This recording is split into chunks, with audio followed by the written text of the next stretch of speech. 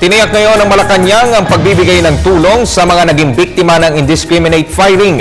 Reaksyon ito ng palasyo sa pagkamatay ng batang si Nicole Elia at ilang pang biktima ng ligaw na bala nitong katatapos na pagdiriwang ng bagong taon.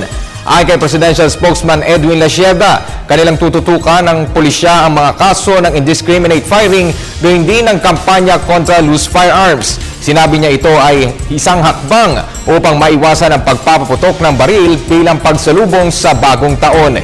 Ipinanukala rin ng gobyerno sa ilalim sa kategorya ng improvised explosive device at malalakas na paputok na ginagamit sa pagsalubong sa bagong taon. I can assure this government's resolve to go after all those who fired indiscriminately their guns during the last New Year.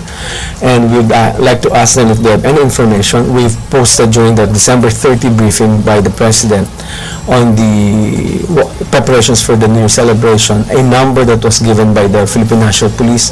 And we'd like to continue to ask them to send those information, any incidents of indiscriminate firing, to that number or to us.